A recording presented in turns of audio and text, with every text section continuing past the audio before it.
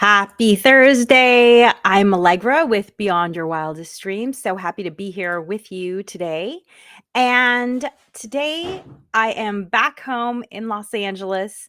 If you saw last week's or listened to last week's podcast, you know that I was with some of my oldest friends, and it was so nice to get together because we all live in different states, and I don't get to see these ladies all year long except for when we all get together, and it's so wonderful. It really just we feel like we're kids again when we hang out. It is so light and easy and effortless, and I if you have women like that in your life or friends like that in your life, I highly recommend that you find a way to spend time with them, because when we are together, it really just feeds us and sets us up to go back to our the rest of our lives as moms, as working moms, as partners, just re-energized and refreshed and reinvigorated. It was so much fun. But it was also the best of both worlds because I felt ready to come home when the time was winding down. So I don't know if you've ever felt this way where you go on vacation and you think to yourself, "Oh, that was too short. I really could have used a couple more days." Versus when you go for long enough that you think to yourself, "You know what? I'm ready to get home." And that's what was really nice about being gone for I was gone for 11 days, but there was quite a bit of travel in there. So I was gone for 11 days, and definitely the last 2 days, I was ready to get home. I was starting to think about missing my family and those sorts of things, and it was wonderful to have that time to rejuvenate, but then to come home and be like, "Okay, I'm ready to be here. This is where I wanna be." That's the best of both worlds, don't you think? So I am Allegra with Beyond Your Wildest Dreams. If it's your first time joining me, then you know that I am all about helping you prioritize yourself and your goals by harnessing the power of planning, which is why my podcast is called Harness the Power of Planning. And if you're watching me live on YouTube or wherever you're watching live, hi, thank you for joining. Feel free to chat. I do see those chats. Hello, Daniel. And if you are watching the recording, feel free to chat then too, because guess what? I will also see those and I will also respond to those if you have a question. But here is the bouquet of books that my co author and I, Natasha, wrote. Natasha is often on this podcast with me. And all four of our books are workbooks. They're designed to help you prioritize yourself and your goals. That's why we say that's our mission, to help you prioritize yourself and your goals by harnessing the power of planning. So each of these four books will help you to harness the power of planning in a different way. If you don't know where to start, I suggest you start with 3, 2, 1, done. This is our quick win. Literally, you will do this 45-minute workbook. You see it's super short. For those of you listening to the podcast, I know you can't see, but it is like a quarter of an inch wide. It's very small. So you can read this in 45 minutes. It is a workbook. And you do this, and you're instantly going to do things differently, because we don't just talk about how to do things different. We show you how to do things differently. And this is all about creating a strategic framework for your to-do list so that you don't look at your list and you think, where should I start? No, you look at your list and you think, I know exactly where to start because I have a framework now. And you can actually find our books at tinyurl.com/BYWD books. And I can't find the exact URL for this book, but here's a URL for one of the other books, and it will take you where you can see all of our books. I have to change the URLs. So this is the quick win. The book that you see on the screen now with the QR code is called Rock Your Morning: 3 Simple Steps to Take Control of Your Morning. This is book 2. So you start here, bada bing, bada bang. The yellow book is step 2. And this is all about cultivating a space to take care of your needs so that you can show up as your best self in all parts of your life. It's all about creating a morning ritual. There's a ton of science behind the benefits of creating a morning ritual. And I'm not being hyperbolic when I say that my morning ritual is what keeps me sane and happy and motivated. And I did it this morning. I do it every morning. I don't always do it perfectly. It's not about doing perfectly, right? It's not about drinking, whatever, 64 ounces of water or 60, maybe you should go higher than that. Let's say 70 ounces. It's not about drinking 70 ounces of water every day. It's about drinking, maybe some days 69 ounces and some days 73 ounces and some days 60 ounces. But it evens out. Maybe water wasn't the best analogy for this because you do need your water. But you know what I mean? Let's talk about 10,000 steps, okay? Some days I do 15,000 and some days I do 9,000, and it all evens out, and that's what's great. And same thing with the morning ritual. I don't do it perfectly every day, but I do some of it every day. Even when I'm on vacation, even when things are nutty, like I came back to a sick kid. My kiddo has been unwell off and on, and we thought she had kicked it when I was leaving, and then she went back to school and she relapsed. And so my first day back, my feet had been on the ground less than 8 hours. And as soon as I could, I called the doctor and said, "Can I get an appointment today?" Because that was the kind of day it was. But I still fit in the things I needed to do so that I felt taken care of. Because when you start your day and you feel like you're being attacked by your day, that's just not a good feeling. It puts you on the defensive. Whereas having a morning ritual puts you on the offensive, which is why I think it's so important. So, that is what we are all about. And today I'm going to talk about two things.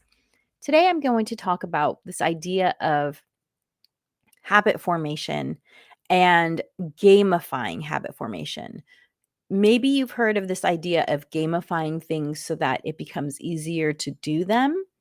I've tried this. I have some thoughts on this, and I'm going to talk about that. And then I'm also going to talk about how these most recent wildfires have changed my emergency planning. Now, I've done a lot of emergency planning over the years. I've also done some emergency planning presentations for other organizations that I belong to, like PTA, that sort of thing. It's not by all an expertise of mine. It's simply something that I really believe in. And as a community member, I want my other community members to be educated about it. And so I have thought about it a fair amount. I have been doing it for many years personally. Let's say I have a solid 20 years of emergency planning under my belt. However, I've always said that your emergency planning is only as good as your most recent emergency because every emergency changes the way you think. And so now that it's been a few weeks since the fires have been, a daily threat, I want to talk a little bit about how it's changed my planning thinking. But before I start, I want to pull a card from my little deck of sayings here that sits here on my desk that I love so much. I haven't pulled one since the last time I was here in LA, so I always start from the back. It's a complete surprise to me. Let's see what it is. Live today, not yesterday, not tomorrow, just today. Inhabit your moments. Don't rent them out to tomorrow. Jerry Spinelli. I have no idea who Jerry Spinelli is. If you know who Jerry Spinelli is, I'd love to be educated on who he is. Let me just read this one more time. Live today, not yesterday, not tomorrow, just today. Inhabit your moments. Don't rent them out to tomorrow. I feel like there is a lot to unpack here. So I'm just going to go kind of line by line. Live today. Got it. Not yesterday, not tomorrow, just today. So what Jerry is saying is don't relive the past and don't think so much about tomorrow. Just today. Inhabit your moments. So inhabit. I love this idea of inhabiting. So really being here, even right now, as I'm speaking on this microphone, I'm really thinking about the words I'm saying and the message I'm trying to get across. And those of you out there listening, yes, I'm in this moment. Are you in this moment? Are you really listening or are you multitasking and doing something else? As wonderful tools as our devices are, they can also cross over into distraction very easily. So, whatever it is you're doing, inhabit it, whether it's listening to a podcast or doing something else. Okay, the last line. Don't rent them out to tomorrow. So by them, he means your moments. Don't rent them to tomorrow. So don't lend this moment to tomorrow. Be fully in this moment. I like it. I like it. Now, I do, as you know, like to plan. So, I don't feel like planning is renting out my moments to tomorrow because I'm not thinking about tomorrow. I'm not obsessing about tomorrow. I'm simply considering how whatever it is that I didn't get to do today, what I might want to do tomorrow. So, but I like the philosophy here, Jerry. So, live today, not tomorrow. Okay. So, let's get started with the podcast. Let me take a sip of water because I'm feeling a little parched. I must have all that talk about water. So, gamification of habit formation. So, in our books, we talk a lot about habit formation because ultimately, the best way to ensure that you're living the life that you want to live is by taking the daily activities that you want to engage in and making them habits. Why is that? Well, your brain uses a lot of energy. Maybe you are aware of this. And because we are feast and famine animals, our body, our brain is constantly looking for ways to save energy. And because it uses so much energy, the brain itself, so the brain takes up about, I forget the exact numbers. I think it was 20%. Hold on a second.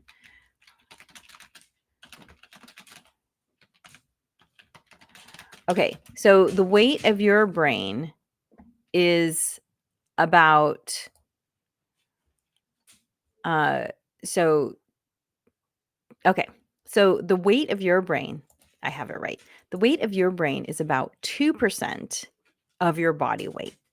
And yet, the energy that your brain takes up is 20% of your energy. That's right. So it's 2% of your weight, but it uses 20% of your energy. So 10 times more than the size of your body that it takes up is what it uses. Because it is such an energy sucker, the brain is constantly looking for ways to save energy because we're feast and famine animals. Our brain, look, our lives have changed a lot in the last 100 years. And by ours, I'm saying those of you listening to the podcast, those of us who have a device in our pocket, our lives have changed a lot compared to our grandparents' lives or our great grandparents' lives. However, our programming, our DNA, that has not changed. Therefore, we have the DNA of people who are feast and famine animals. And I was an anthropology major, so this is something that I studied a lot in college. So we are designed to save calories whenever we can. And because of this, because of the fact that our brain uses so many calories, it's constantly looking for ways to save calories. And the way it does this is by creating habits. Because when you do something habitually, it means you are in saving calorie mode. Now, we all have habits.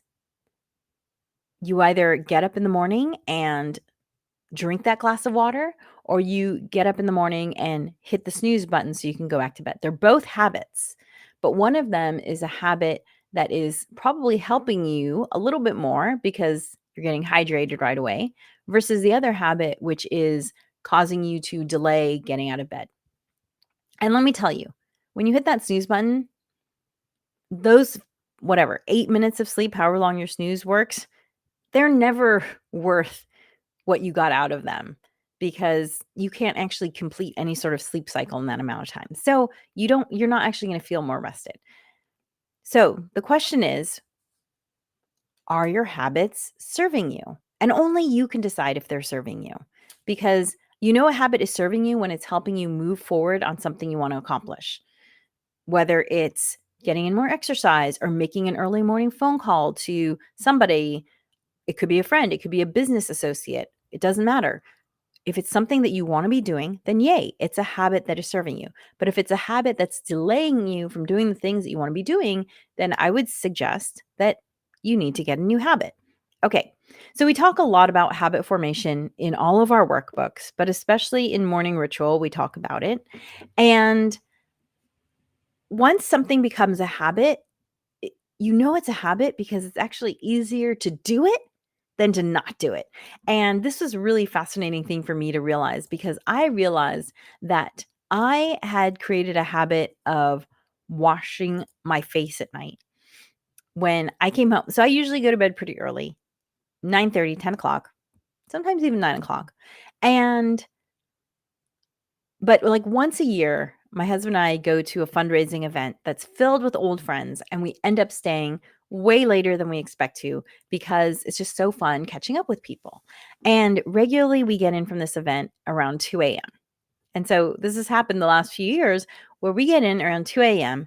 and I'm standing there in front of the sink washing my face, sort of just shocked, looking shell shocked that I'm doing this because really all I want to do is be in bed. And yet I can't seem to stop myself from going through my evening ritual of my face routine. And if you're curious about my face routine, look at earlier podcasts, look at the YouTube channel because I've done my full face routine as a podcast, my morning routine at least. So definitely I knew it was a habit at that moment because it was like I couldn't stop myself from doing it. Another thing that happened was when I needed to go into the kitchen to grab something. It was early in the morning. I needed to go in the kitchen to grab something. But instead of grabbing the thing I needed to grab, I actually started doing the part of my morning ritual that takes place in the kitchen, which is unloading the dishes, making my warm lemon water, taking a couple of supplements, that sort of thing. And then I walked back into my bedroom, and when I was back in my bedroom, I realized, "Oh, shoot, I forgot the stepladder was the thing I needed. I forgot to grab the stepladder." And I forgot to grab the stepladder because my brain had instantly gone into habit mode. Because in the morning, when I step into the kitchen, my brain knows I do these things. So we talk about habit formation in our morning ritual book. And here's the thing with the habit formation that tends to kind of bum people out a little bit, which is that it can take longer than you expect. The old way of thinking used to say that like 21 days or 24 days and you can have a new habit.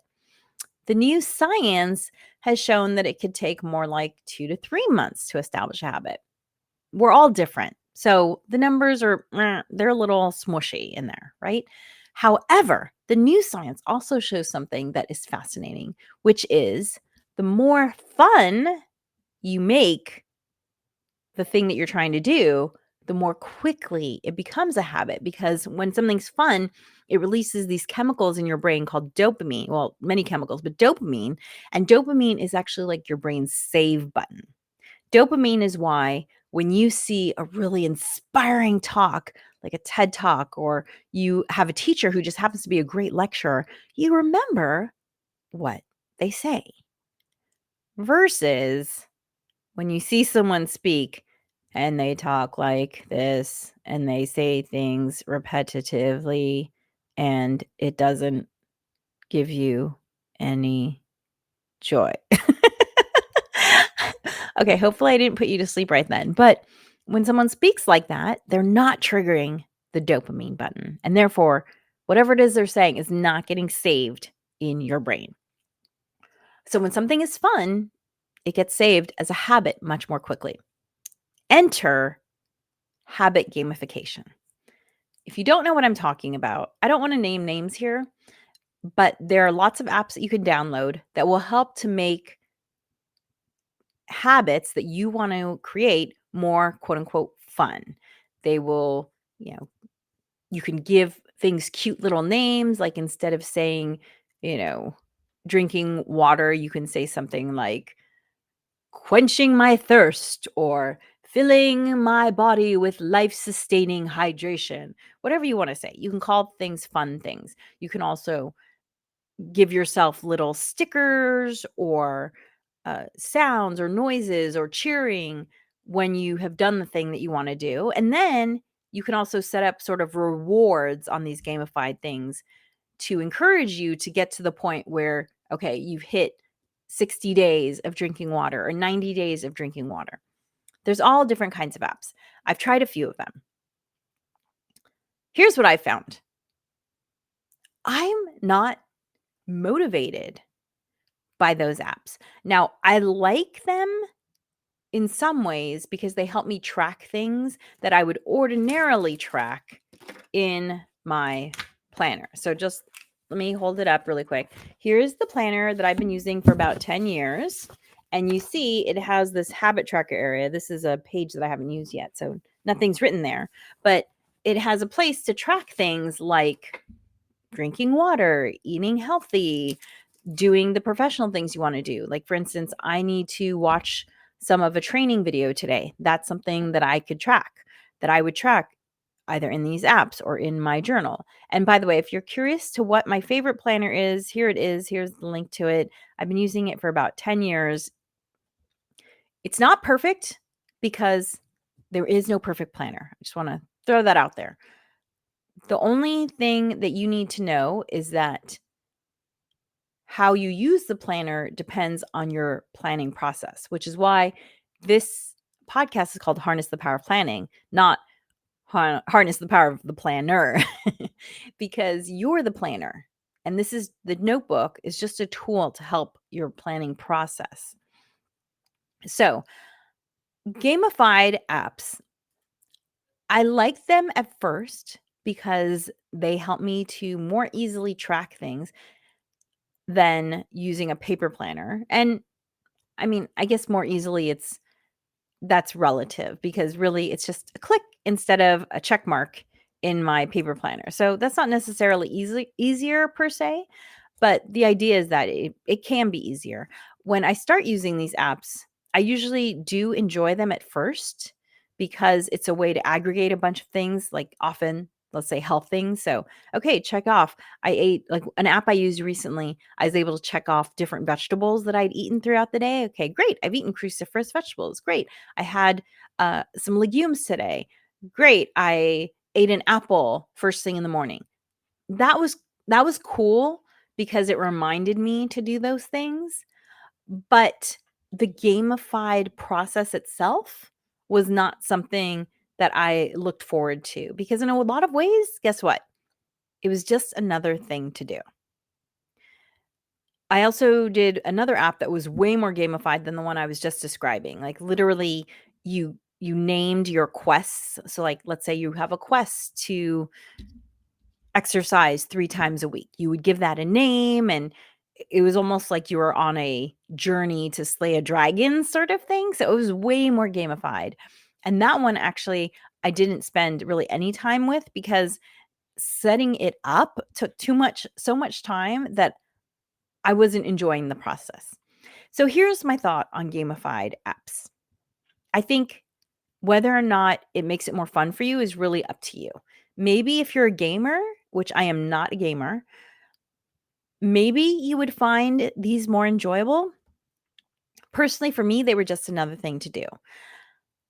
What I did like about them, at least at first, was that they were a reminder to do these things. And I feel like that can be a little helpful to get the habit formed.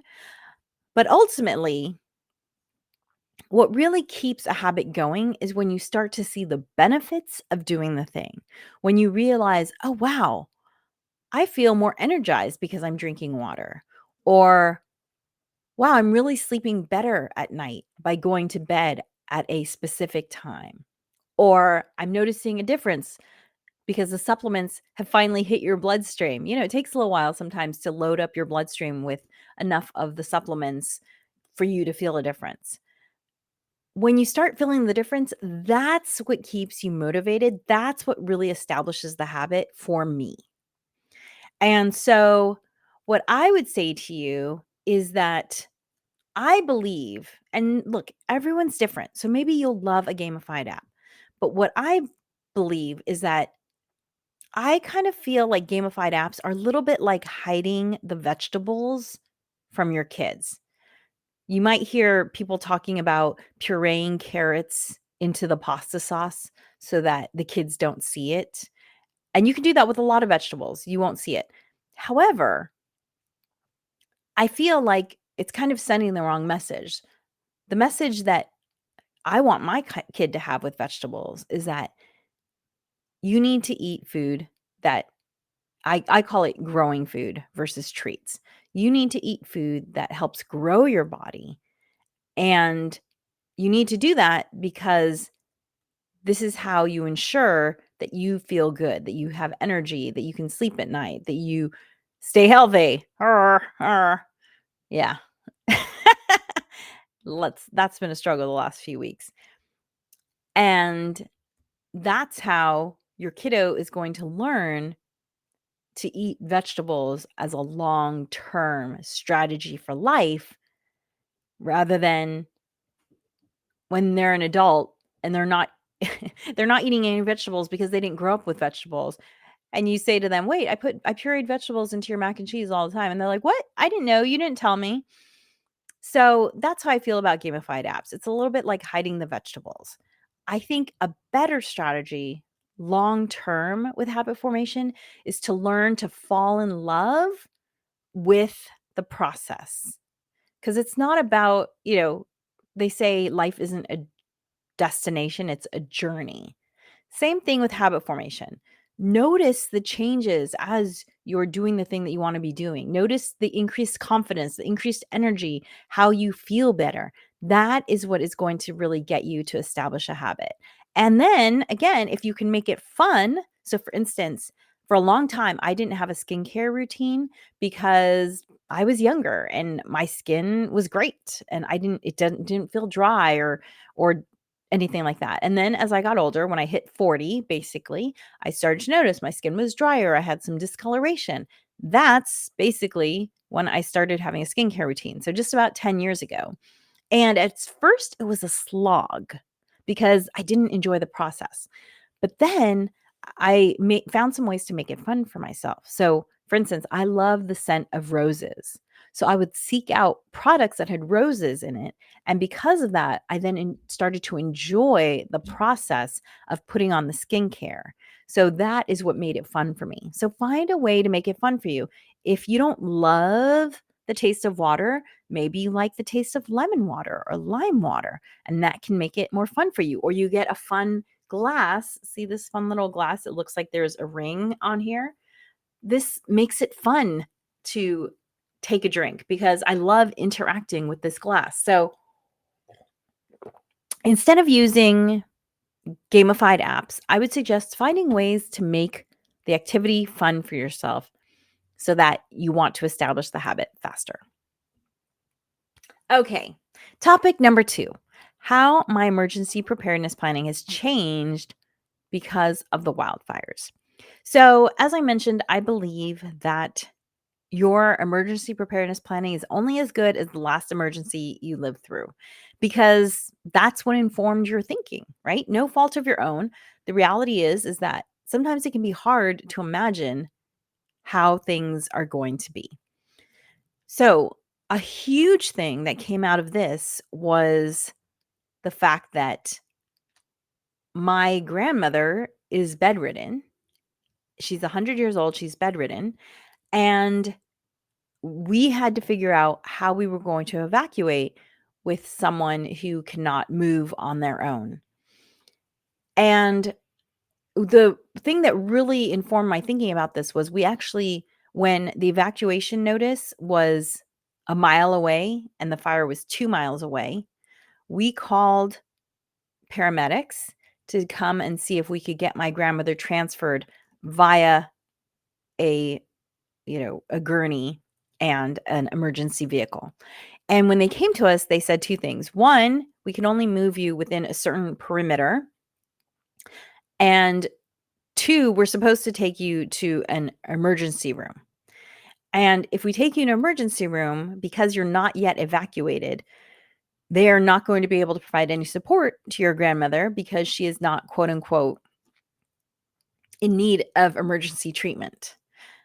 And that was eye-opening because it made me realize that there is no, like when you board an airplane and they say, hey, anyone who needs a little extra time boarding, there's nothing like that for evacuating. There's nothing like, hey, if you need a little extra time evacuating because you have someone who is not as mobile, or you have little ones who are not as mobile, or you have many animals with you, maybe start evacuating now. There is no procedure like that in place. So, what a big thing that has changed for my thinking is to realize that I would need to evacuate much earlier than any evacuation notices because of the fact that I have someone who is bedridden. So, take that into account when you're thinking about your evacuation. Another thing what that came out was talking to my friends who were also affected by the fire. And if you were following the fires, then you know that they were being set off in random places. And there were times when I was not in danger, but a friend of mine was. And actually, it was Natasha. So I said to Natasha, hey, if you need to come this direction, you're more than welcome to. And she said, thanks, same to you. Well, guess what? A week later, we were in that situation where we were possibly going to have to go to her. And so it was wonderful to know who the people were who offered to take us in. And, we did the same for them. And that kind of like sets you up for the next emergency. These are the people who are going to be looking out for you. The third thing is that my bags are packed. My emergency bags have always been packed as if I was going to hike out of my house. However, that's assuming sort of, catastrophic failure of infrastructure during an earthquake. The fires, because they didn't start near us, we had a lot more time to prepare. And so I broadened my evacuation prep list. So I have my emergency bags are packed just like they always are packed. But now I've added a list and it's packed with the emergency bags. And this is if you have time to pack the cars to evacuate list. So this is like the bug out bags, that's what they're commonly called in prep circles. The bug out bags, if you will, those are backpacks designed to just be worn. But if you have time to collect things and leave, you might want to think about what you would take. For instance, I know people who didn't have a lot of time, but they had enough time to grab important papers. They didn't think to grab photos at the time, and they were really upset about that. And so now I have this list that lives with our bug out bags. And this list has things like photo albums on it because I'm not going to take every photo album, but there are a handful of photo albums that I do want to take. And so those are on the list. There's also a old mahjong set that's 100 years old that I grew up with that is very precious to me. I would want to take it. There's also a wooden bowl that was something that I inherited from a great grand aunt that is very precious to me. It's a wooden bowl. It means a lot to me. And so these two things, look, they're not things that I would carry out in a life or death situation, but if I have time to pack a car, they're absolutely going to be things that I want to carry out. So I had time this time around to pack up our bags carefully. And so as I was unpacking them, I made the list. So you might want to go through the thought experiment of if I had to evacuate, what would I want to take? And then actually go through the process and pack up your bags. Because my third tip is to make sure that you have luggage to carry all the stuff you would want to take. And make sure that luggage has wheels. Because again, I've never thought about an emergency where I might have a car and therefore have more to take. However, the people who did evacuate in cars, unfortunately, some of them had to get out of their cars and walk because the cars ended up in some sort of traffic jam at some point. And many people had to leave things in their cars because they didn't have bags with wheels on them and they couldn't carry them. The things like photo albums can be quite heavy. If you only have a mile to walk, hey, that's not so far. But if you have to carry them versus rolling them, that's a big difference. So be sure you have some sort of luggage with wheels. I actually have a couple of large duffel bags that have wheels and a telescoping handle. And so I filled those, I have two of them. I filled those completely. My husband and I were able to get our backpacks, our emergency backpacks on and wheel one of these. Our daughter also has an emergency backpack, and she was able to wheel a little cart that has a little solar panel thing that we have, this little solar quote unquote generator. It's the company's called Jackery. I'm a huge fan of it. Um, this is actually the Jackery that we have. Wonderful power station, highly recommend it. Holds its charge super well when you're not using it. We take it camping all the time. It's fantastic. And so she has the little cart that has the Jackery, and our dog even has little saddle bags so she can carry her food and her bowls.